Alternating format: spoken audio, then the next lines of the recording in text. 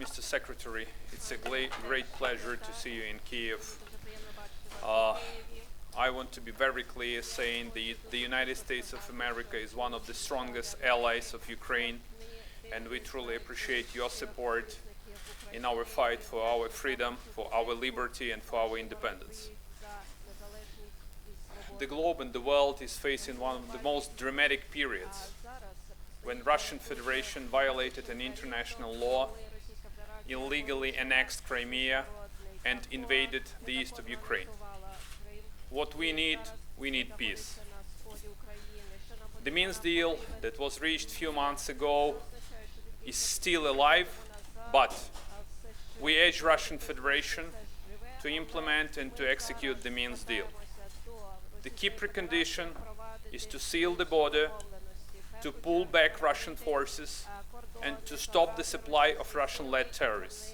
This is the best remedy and the best recipe how to stop Russian invasion and how to de-escalate the situation.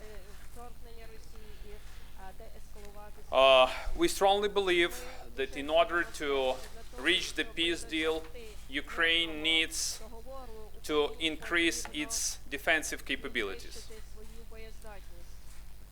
Ukrainian government is doing its utmost to support humanitarian aid to the east of Ukraine, as those who still live in the areas that are under the temporary control of Russian-led terrorists became hostages of these so-called rebels. We still supply gas, we still supply electricity, we send a number of humanitarian aid to these territories, and we truly appreciate the support of the US government of $16 million, which will be delivered directly to Donetsk and Lugansk region to support those who are in a very dire condition. I want to be very clear on any kinds of further peace talks and peace deals. The first and most important and crucial issue: we need to get peace. But we will never consider anything that undermines territorial integrity, sovereignty, independence of Ukraine, and its European future.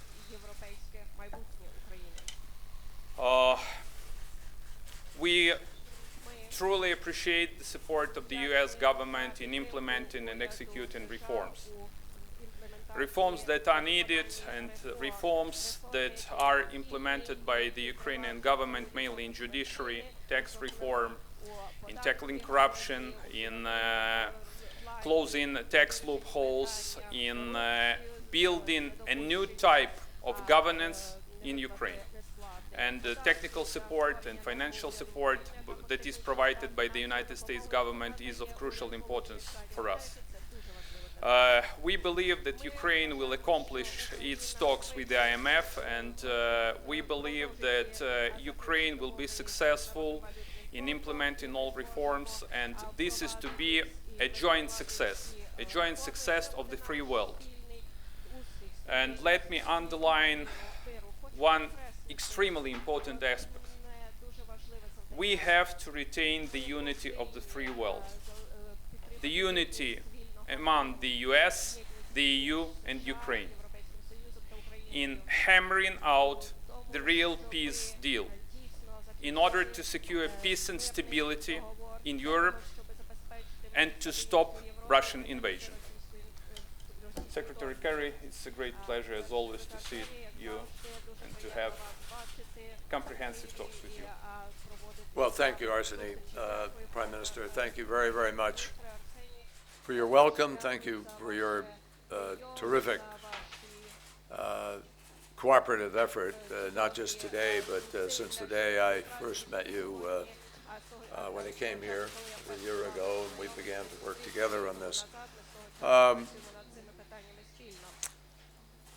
I'm very glad to be back in Kiev on what is obviously a very busy diplomatic day, and to be able to have important conversations with the Prime Minister, and before that lunch with the Foreign Minister, and before that a meeting with President Poroshenko. And in doing this, also to be able to coordinate our diplomacy with Chancellor Merkel and President Hollande, whose presence here today is really a further testament both to the importance of this moment, but also to the very strong support, the united support Ukraine enjoys throughout Europe and together with the United States and many other countries. I was last in Kiev about 11 months ago, and in the time since, Kiev has been tested. The people of Ukraine have been tested over and over again. Just days after I was here, Russia seized Crimea, and we all know what followed. But what often gets lost in the headlines, what people haven't focused on sufficiently, is the fact that Ukraine has survived all of the tests that have been put in front of it. It has endured, and the Ukrainian people have evidenced enormous resolve to be able to live in a strong democratic state. In fact, this country has experienced some really rather remarkable democratic successes, even in the face of these incredible challenges. And we've seen from the brave demonstrations that took place on the Maidan to 2 rounds of free and fair elections, I might add, conducted with great effort by opponents of democracy to prevent them from taking place. Those 2 rounds have taken place, and a strong government respecting the sovereignty of the state has emerged. Importantly, the Parliament has passed a solid budget, and it has laid the groundwork for and begun to implement very important reforms as part of a larger reform plan for the country. Now, no one thinks that the hard work is over. It's not over. In some ways, some of the hard work is only beginning. But as I told the Prime Minister just a few minutes ago, the United States is going to continue to support Ukraine as it pursues more democratic and more sovereign clarity of independence as it pursues its future. And we are committing to help to ensure that Ukraine has the economic stability in order to implement the reforms that the people are demanding and that the government has promised. So we're working with the government. We're working with the IMF, with the World Bank. We're working with our allies. We're working in many different ways to try to guarantee the economic future as well as the civic society, democratic future of Ukraine.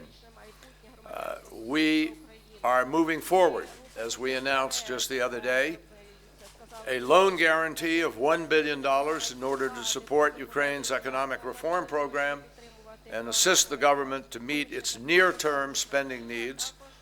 And we have told the government, and we've announced publicly, that we are prepared to pursue another $1 billion loan guarantee this year as we see the reforms stay on track. We also know that the cost will be well more than what I've just articulated. And we understand the importance of all those who have been advocates of a free and democratic Ukraine, and all those who understand the importance of the effort being expended by the people of Ukraine. It makes it all the more important that we are there for the long term and for the future. Today, I was very pleased to hear in all of my meetings that the government remains very committed to the path of reform. And the reform process, though difficult, is part of the economic future of Ukraine. That is, in fact, Ukraine's best weapon in the end, in terms of this fight for sovereignty and independence and democracy.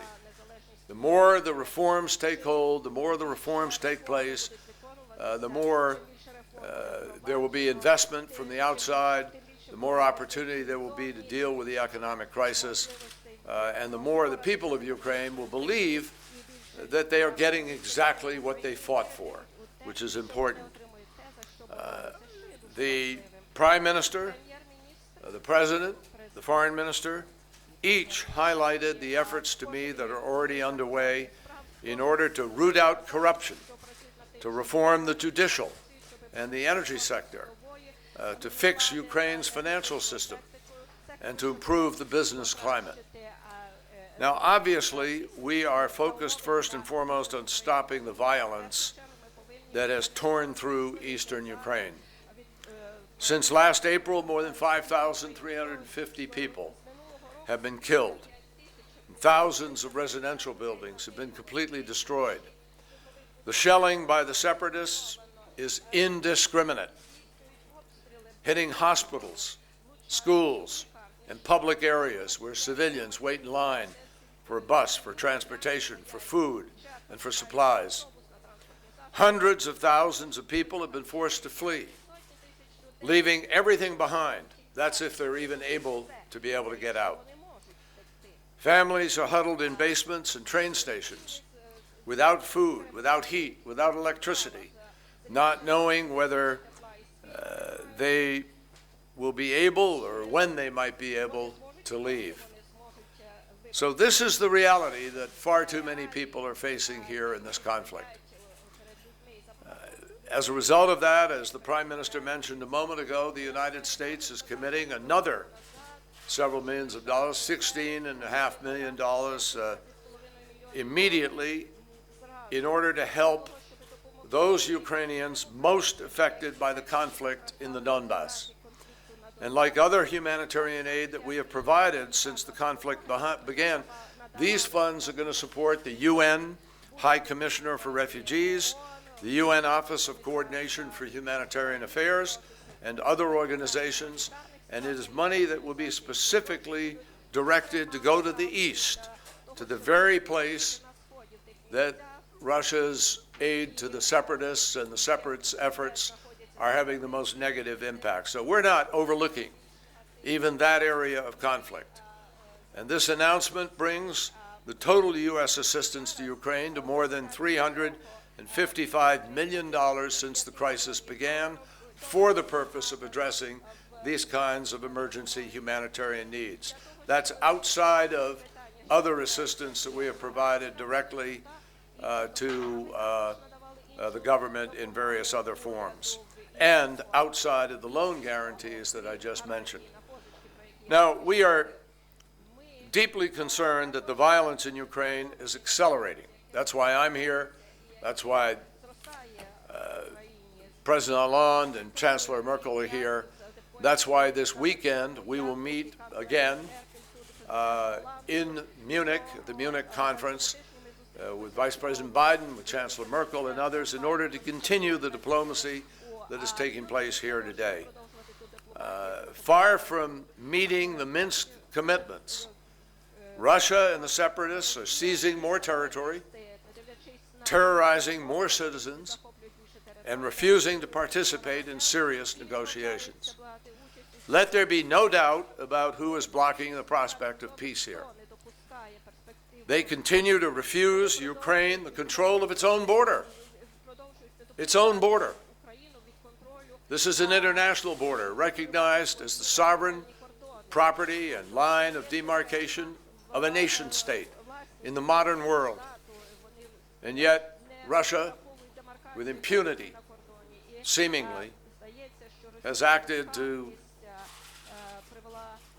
cross that border at will, with weapons, with personnel, with the instruments of death that they are bringing into Ukraine. Russia and the separatists are seizing more territory and continuing to refuse control to Ukraine of its rights as a sovereign nation. Russian weapons and fighters, and I might add, this is not an accusation without foundation. We live in a modern world of great technology. Everybody understands the ability to see things from high altitudes, whether it's in space or lower. And the fact is, we have been tracing and we have seen exactly what they're bringing over, when and how, and there's no question about tanks flowing, rocket systems being transported, convoys of goods carrying both people, weapons, and other instruments of battle. So, unfortunately, a large propaganda system in their media continues to spew what can only be characterized as lies about what is happening on the ground and who is responsible for violence. Now, we know one thing for sure. President Putin can make the choices that could end this war, together with President Poroshenko's choices to move towards peace, as he has evidenced he is prepared to do and wants to do and has done so in good faith in his effort to sign on to the Minsk agreements. As I have said repeatedly, there have been a number of off-ramps for Russia to take over the course of the past months. But unfortunately, they've been left in the rearview mirror. Those off-ramps are narrowing, and there's still an opportunity to be able to seize them. There is a way back to better ties with Europe, with the West, with the United States. There is a way to get back to a cooperative set of measures that we could take together. But it begins with a ceasefire and with allowing Ukraine to control its own international border and respect that border and begin to move the heavy machinery, the heavy weapons of war out to the opposite side of that border. It also begins with the release of political prisoners, including Nadia Savchenko and others.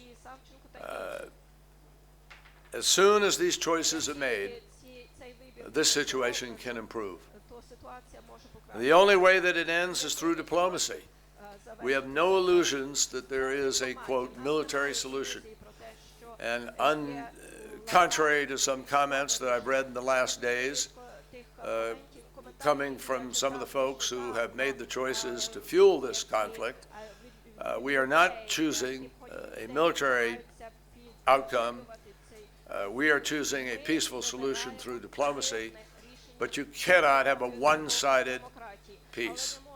It takes the parties to come together in an effort to try to achieve it. Now, people thought that had happened with the Minsk agreement, that was a significant step with a significant road forward to be able to achieve a different outcome. No one, not Ukraine, not the United States, not our European partners, want this conflict with Russia to continue another day, not another day. All we're asking is, though, that Russia and the separatists support and honor the commitments that they made, that they implement a real ceasefire, including by pulling back those heavy weapons from the ceasefire line and the border, that they remove foreign troops and equipment from Ukraine, that hostages are released, and ultimately that they respect the international border and Ukrainian sovereignty. And I can guarantee you the United States of America will help be a guarantor of that kind of a peace if it can be achieved. For its part, Ukraine has repeatedly reaffirmed, and did so again today, that its commitment to the special status that the Rada passed, providing greater political and economic freedom to municipalities in the Donbass, it's still on the table. It can be honored. The commitment to pursuing constitutional reform is still there, and the commitment to holding new, free, and fair elections in the Donbass is ready to be acted on. This is the outline of peace. These are the steps that need to be taken on both sides. And as soon as they are, Ukrainian families will be able to return to their homes. Russia's isolation will be eased. And of course, life will improve for the people of eastern Ukraine, who will be able to decide their own future on a peaceful, lawful, and constitutional basis. Now, I would just underscore what I've described is exactly the same outcome that Russia says it wants. It's the only way the bloodshed will end, and the fact that Chancellor Merkel and President Hollande are also visiting Kyiv today underscores that together, the United States, France, Germany, and the rest of our international partners are united with Ukraine in calling on Russia to help become part of the constructive solution to this process without delay. In the meantime, we're going to be steadfast in standing with the Ukrainian people, who have not for a moment forgotten the better future that they're fighting for. And together, we're going to continue to work with the leaders in Kyiv, including this weekend in Munich, toward a diplomatic solution that respects Ukraine's sovereignty and territorial integrity and allows Ukraine's people to continue rebuilding the political, economic, and cultural cornerstone of a democratic Ukraine. I think we'd be happy to take a few questions here. The first question will be from Jim Sciutto of CNN. Thank you, Mr. Secretary, Mr. Prime Minister. I wonder if I could begin with you, Secretary Kerry. My CNN colleagues in Moscow reached out to the Kremlin for a reaction to your statement alongside President Poroshenko earlier today. And Kremlin spokesman Dmitry Peskov took particular issue with you saying that there are Russian forces inside Ukraine escalating the situation. He said there are no Russian tanks or army in Ukraine. These accusations are not true. I wonder if you could react to that and also just answer if you believe the U.S. and the West can have a reasonable negotiation with a counterpart who has a diametrically opposed view of even the facts on the ground before you get to potential solutions moving forward. And if I could ask you as a final, Prime Minister Yacenyuk, thank you very much. With the escalation on the ground that has been described in very grave and alarming terms by U.S. officials and French officials and German officials, and with that trio of Western powers coming here, it would be reasonable to expect them to be coming here with, for instance, another punishing round of sanctions ready to go, or perhaps the lethal weapons that Ukraine has been asking for. Instead, they come with another diplomatic mission to Moscow. And I wonder if you're disappointed. And I wonder if in the meantime, without military assistance on the ground, is Ukraine being left doomed to fail in the face of Russian military action? So let me try to approach this question in two ways. One, I will answer part of it, but I want the Ukrainian Prime Minister, who's standing here with me, to share with you some of the evidence that he has and Ukraine has with respect to whether or not Russians are on the ground. And I would ask him very simply, Mr. Prime Minister, is it true that, as the Kremlin just said today, there are no Russians on the ground in? It seems to me that the only country who strongly deny clear military Russian boots on the ground is Russian Federation and personally President Putin. If they need, I can give them my gloves, my glasses. Well, crystal clear that Russian military is on the ground, crystal clear that it was Russia who invaded Crimea. Russia invaded the east of Ukraine. Because, you know, frankly, it's a little bit difficult to buy SA-11 and SA-22 and Russian tanks and Russian howitzers and Russian artillery at the marketplace in Donetsk or Lugansk. We have strong evidences and grounds that Russian Federation violated an international law, and Russian president ordered Russian troops to invade both Crimea and the east of Ukraine. We are not fighting with so-called rebels or guerrillas. We are fighting with the Russian regular army. Let me add to that social media is filled with comment, on occasion photos, of Russian soldiers being returned to Russia dead. And parents in Russia being told a lie, that their children, their sons, died in an accident somewhere. And there are other stories. I won't go into them at great length now, except to say to you that there are intercepts of conversations, of orders being given by people who are discernibly Russian. There are references. There's a person in captivity today who has recently given evidence of his own role with respect to these kinds of decisions. So enough is enough. Now, the other part of your question is, can you negotiate with somebody who makes these kinds of statements? The answer is yes, of course, you can. Because a negotiation is never, the outcome of a negotiation is never predicated on somebody's word. It's predicated on very specific agreements of things that need to be done, which are traceable and doable. And for years, we negotiated with the former Soviet Union. We negotiated with what people used to call Red China. And we reached agreements with respect to weapons, weapon systems, verification. Ronald Reagan negotiated and came to agreements on arms agreements where the key was verification, being able to know what you're doing, what is required of each party, and that is what we will try to negotiate here. And that is what President Obama has wanted to have negotiated from the very beginning of this process. There have been any number of opportunities. We were in Geneva.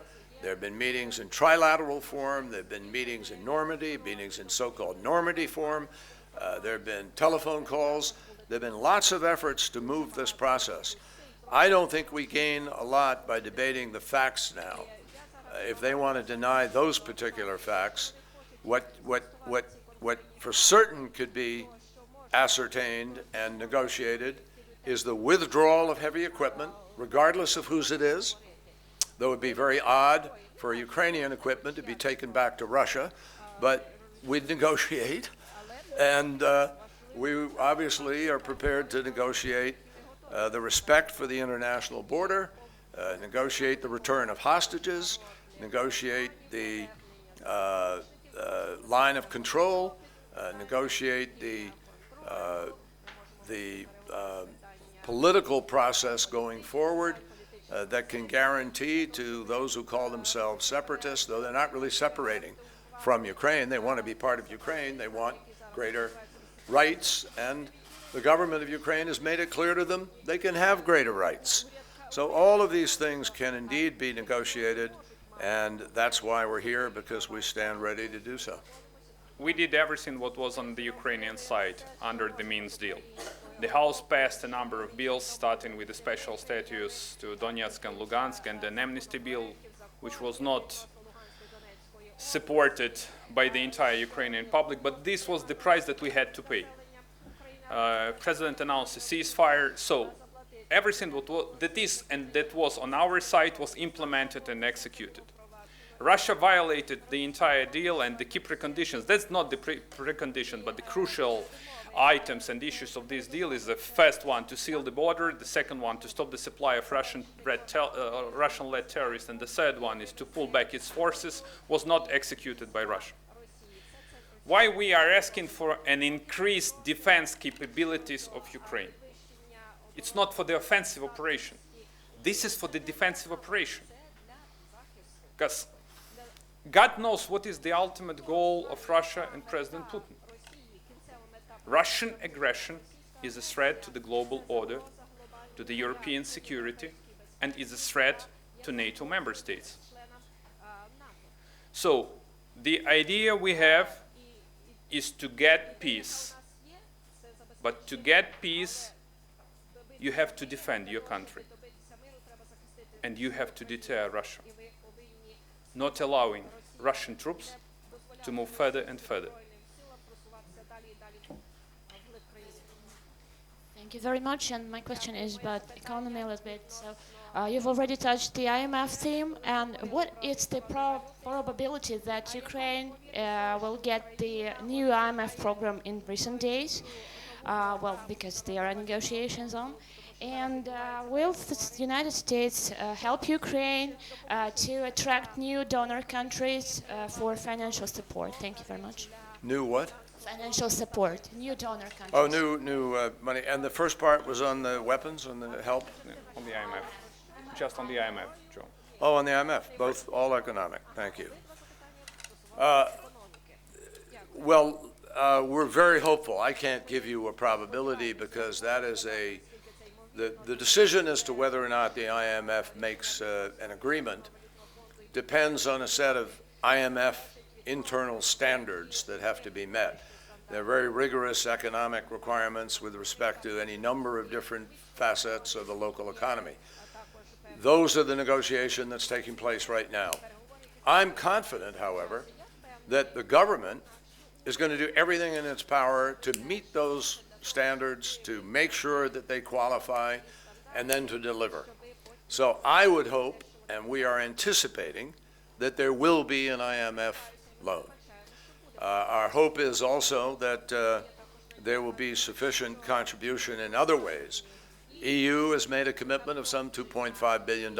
We've made a commitment, as I said, of initially the $1 billion, another billion as the reforms go into place. And I'm quite confident, based on the conversations we're having, that we're prepared to step up and continue to be helpful. There will need to be a closing of the existing gap. So the second part of your question, I would say to you that we are working very hard. Secretary Jack Lew is working diligently right now to reach out to other countries in order to secure commitments to them, because we all understand the importance of fulfilling this requirement for Ukraine. It's very, very important that the money be provided. The government is doing its part. The people of Ukraine are doing their part. It's important for its friends to step up and do their part too. Next question is from Michael Gordon of the New York Times.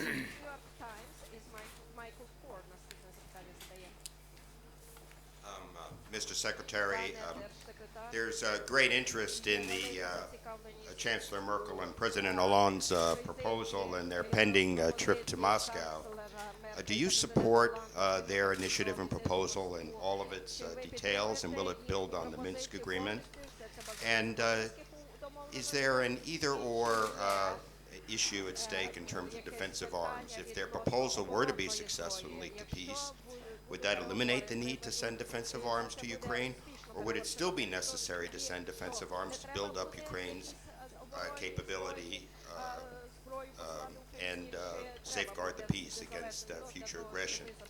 And a question for the Prime Minister, please. I would like your assessment. Do you welcome the French and German proposal? Do you know what the French and German proposal is? And under what conditions do you think could it contribute to the quest for a peace agreement? Thank you. Well, Michael, yesterday morning, Foreign Minister Laurent Fabius called me to inform me that Chancellor Merkel would be traveling, and we discussed what they had received from President Putin as a couple of ideas, but they had not yet fully analyzed. And then subsequently, Foreign Minister Steinmeier called me in order to inform me that Chancellor Merkel would also be traveling, and that likewise they were evaluating what President Putin had offered. We now have that language. We've seen it. We know what that is. But only this afternoon was it announced that they were going to make some kind of a counter-proposal. And we have not yet thoroughly reviewed that with them. We don't, those discussions are going on now. But do we support their effort to be engaged and their willingness to go to Moscow and meet President Putin to see if we can find the diplomatic solution? Of course we do. We think that's very, very much the diplomacy that is needed right now. And it's particularly helpful because we do have key decisions on the choices we need to make about the road ahead. And I'm meeting with Chancellor Merkel in Munich, and subsequently Chancellor Merkel is coming to Washington and will be meeting again with the President on Monday. So all of this is part of a concerted effort to see if we can put a little bit more meat on the bones of a legitimate initiative that could bring about a de-escalation of this situation, which we have been pushing for since we went to Geneva months ago last year, in the very beginning. So we are supportive of their initiative in principle, writ large. We are supportive of trying to find a solution. We've said, as I said earlier in my press availability with President Poroshenko, the outlines of that agreement must include a adherence to the fundamentals of Minsk, the fundamental concept of a ceasefire, the fundamental concept ultimately of the international border being part of the negotiation, and the other things that I discussed with respect to rights and the removement of armament and so forth. But the first thing to achieve is a ceasefire. None of what I have just described can come at the expense of the sovereignty of Ukraine or its independence. And that is an important principle that has guided us, and it will guide us through the next days as we consider in specific detail where we are. Look, we have the deal, or we had the deal in Minsk. And there are fingerprints of President Putin on this deal.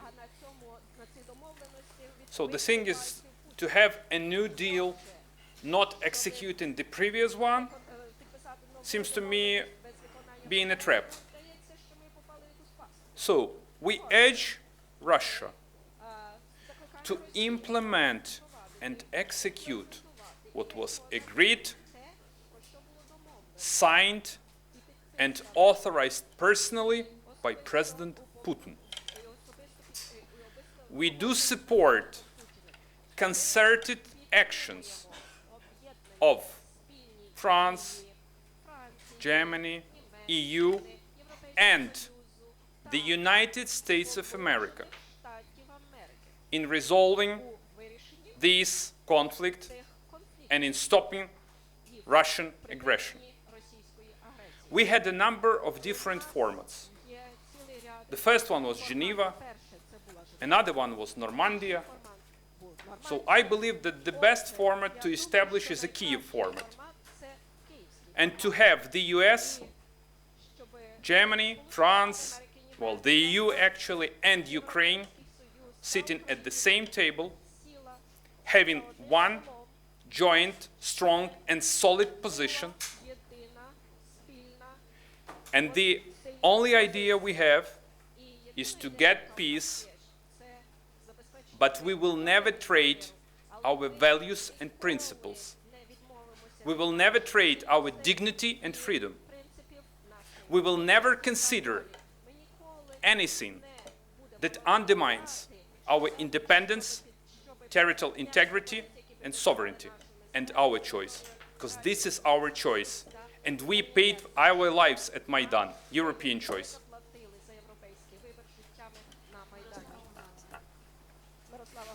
Thank you, Sir Secretary, for coming here in this difficult time. Thank you for supporting Ukraine. My question is about defense weapons for Ukraine. There is bipartisan support in U.S. Congress to give Ukraine defense weapons. As you said previously, tens and hundreds of Ukrainian soldiers and civilians dying every day, every hour on the east. When U.S. or Obama administration are planning to reconsider their previous decision, and when Ukraine will receive such a defense weapons? Well, it's a well-known fact from what's been circulating in the media lately that the president is reviewing all of his options with respect to where we are. And the reason for that is very simple, that the violence has gotten worse, the Minsk agreement has not been implemented and adhered to, and the danger that comes from this increased violence is recognized by all as unacceptable. So for that reason, the President is reviewing all of his options. Among those options, obviously, is the possibility of providing defensive assistance to Ukraine. And those discussions are going on. The President will make his decision, I'm confident, soon, but not before he's had a chance to hear back from myself, from others who are having conversations in Europe at this time, the meetings at the Munich conference, and of course, the meeting with Chancellor Merkel will be very important on Monday. And then when the President deems it necessary or is ready, he will make his decision. I think that the President would reiterate, we're here today and I'm here on his behalf, that his first preference is obviously to be able to resolve this through diplomacy, through an agreement that everybody will live up to and adhere to. And we are not interested in a proxy war. Our objective is to change Russia's behavior, and we'll consider all options that are available to us in coordination with our partners that will help us achieve a negotiated solution.